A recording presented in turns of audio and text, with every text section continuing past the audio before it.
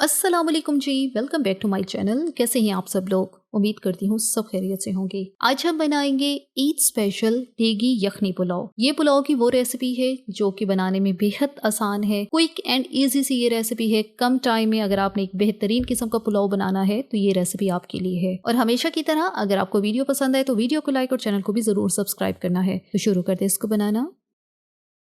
सबसे पहले जो है यहाँ पर हमने बीफ लिया है और वजन इसका 750 ग्राम है। और ये जो है हड्डी वाला गोश्त है, बोनलेस नहीं है। अगर आप यही रेसिपी बोनलेस के साथ बनाना चाहते हैं आपकी चॉइस पर है, लेकिन मैं यही रिकमेंड करूंगी। यखनी पुलाव बना रहे हैं तो हड्डी वाला गोश्त ही आपने लेना है। अब इसमें शामिल करेंगे एक छोटे साइज की प्याज जिसको रफली काटा है, साथ 2 से 3 हरी मिर्चें हैं, 4 से 5 कलियां लहसुन की हैं और एक टुकड़ा अदरक का है, उसको छोटा छोटा मैंने काट लिया है। यखनी बना रहे हैं गोश्त की और इसलिए ये सारी चीजें जो है रफली काट के डालें। कोई खास नहीं है कि इस तरह से आपने कटिंग करनी है। और साथ इसमें डालेंगे साबित मसाले जिसमें 1 टेबल स्पून है साबित धनिया, 1 टीस्पून है सौंफ, 2 से 3 तेजपात हैं, 1 बड़ी इलायची है, 4 से 5 दाने लौंग के हैं, 10 से 12 दाने हैं साबित काली मिर्च के, 1 छोटा टुकड़ा दालचीनी का और 3 से 4 हैं छोटी इलायची। ये सारे मसाले जो हैं गोश्त के अंदर जाएंगे। नमक डालेंगे 1 टीस्पून और अब इसके अंदर हमने पानी डालना है। पानी यहाँ पे मैं 5 गिलास पानी जो है इस यखनी के लिए मैं डाल रही हूँ और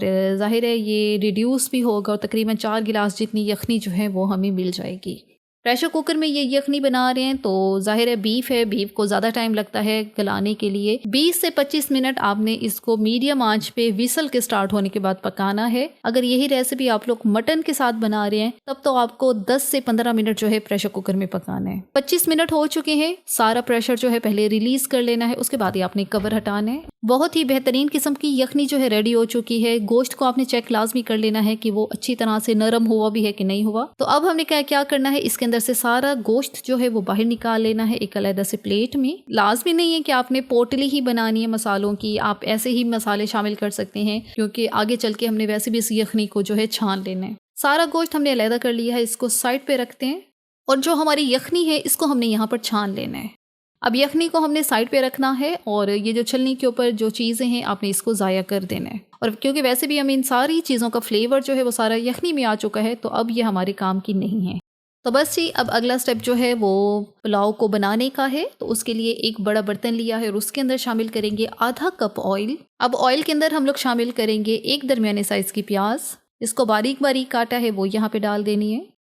अब हमने इस प्याज को लाइट गोल्डन करना है, बहुत ज़्यादा ब्राउन नहीं करना जैसे कि ज़्यादातर हम रेगुलर पुलाव बनाने के लिए कर रहे हैं। यखनी पुलाव में जो प्याज होता है इसको लाइट गोल्डन ही रखते हैं, बहुत ज़्यादा नहीं ब्राउन करते।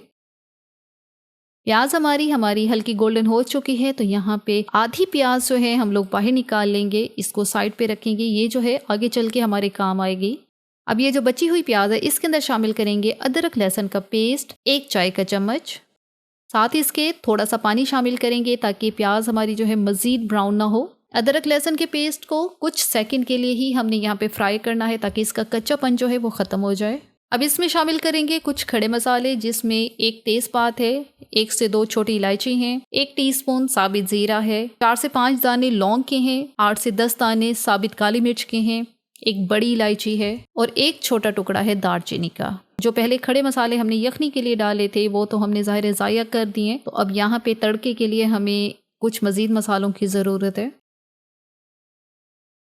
ये जो खड़े मसाले इनको लाजमी आपने कुछ सेकंड के लिए लाजमी यहाँ पे फ्राई करना है। जैसे ही खड़े मसाले जो है अच्छी तरह से भून जाए तो यहाँ पे हम लोग शामिल करेंगे गोश्त जिसको हमने यखनी से निकाल के साइड पे रखा हुआ था।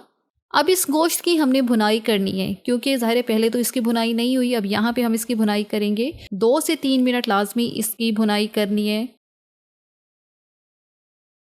2 से 3 मिनट भुनाई के बाद अब यहाँ पे हम लोग इसमें हरी मिर्च शामिल करेंगे और इसको जो है बारीक बारीक सा काट है।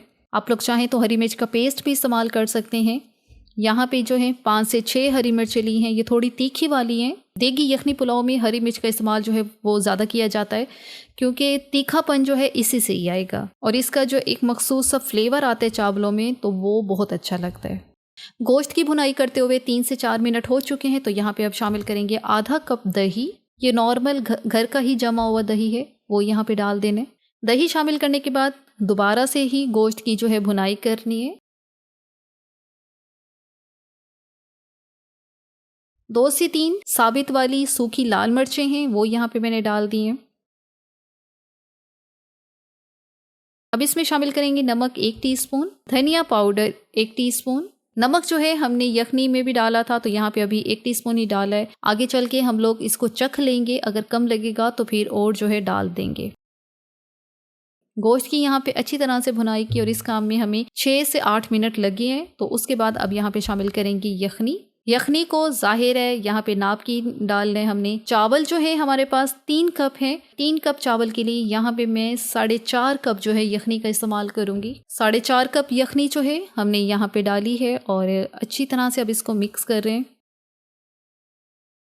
अब इसको कवर करते हैं 1 से 2 मिनट के लिए।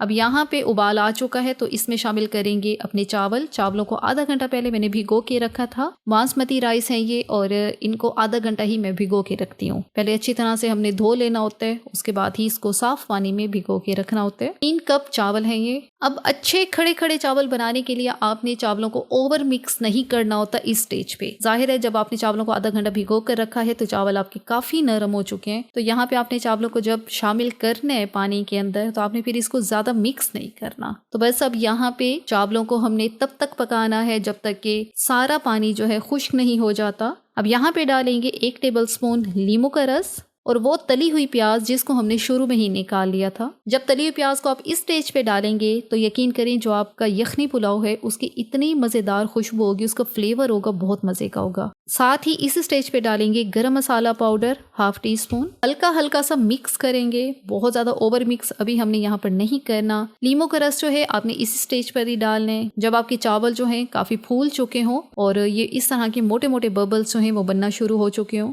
अच्छा यकीन करिए इस यखनी पुलाव की अभी तो हमने इसको दम भी नहीं लगाया, लेकिन इतनी अच्छी इसकी खुशबू आ रही है। यहाँ पे हमने सारा पानी जो है खुश्क कर लेना है। ये जो कॉर्नर पे पानी आपको नजर आ रहा है, आपने इसको भी अच्छी तरह से पहले खुश्क करना है और फिर ही हमने चावलों को दम पर लगाना है। चावल हमारे रेडी हो चुके हैं दम के लिए। अब हमने इसको दम पर लगाना है। जो पतीले का ढक्कन है उसके ऊपर किसी भी तरह का कपड़ा लपेट दें तो वो बेस्ट होता है, क्योंकि इससे अंदर की जो भाप है, जो हीट है, वो बाहर नहीं निकलती। दम जो है यहाँ पे मैं 15 मिनट का लगाऊंगी। 10 मिनट जो है फ्लेम आपने दम वाली आंच पे रखना है और 10 मिनट के बाद चूल्हे को बंद करना है। 5 मिनट के लिए मजीद आपने चावलों को दम पर रखना है। टोटल जो टाइम है 15 मिनट है। 15 मिनट के बाद हम इसका कवर हटाते हैं। तो ये है जी फाइनल लुक हमारे बहुत ही मज़ेदार से देगी यखनी पुलाव की। अच्छा ये रेसिपी जितनी आसान है बनाने में, आपका पुलाव इतना लजीज बनता है कि एक एक दाना जो है ना चावल का वो फ्लेवरफुल होता है। बहुत ज़्यादा मसालों का इस्तेमाल इसमें नहीं होता और आपका जो पुलाव है बहुत ही लाइट सा और बहुत ही फ्लेवरफुल सा बनता है। हल्के हाथों से इसको मिक्स करना है।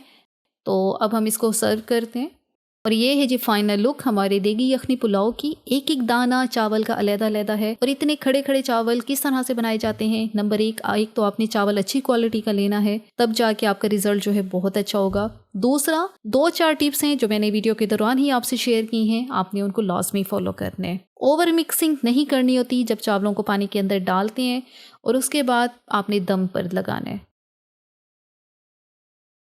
और ये है जी हमारा ईद स्पेशल देगी यखनी पुलाव, बहुत ही लजीज तरीन बनकर ये तैयार हुआ है। मुझे उम्मीद है इसकी फाइनल लुक देख के ही आपको आइडिया हो चुका होगा कि हमारे चावल जो हैं वो कितने लाइट और कितने फ्लेवरफुल बनकर तैयार हुए हैं। इसी के साथ ही यहाँ पर वीडियो का इख्तिताम करते हैं। अगर आपको हमारी आज की वीडियो अच्छी लगी है तो आपने चैनल को लाजमी सब्सक्राइब करना है, वीडियो को लाइक और शेयर भी जरूर करना है। Thanks for watching the video.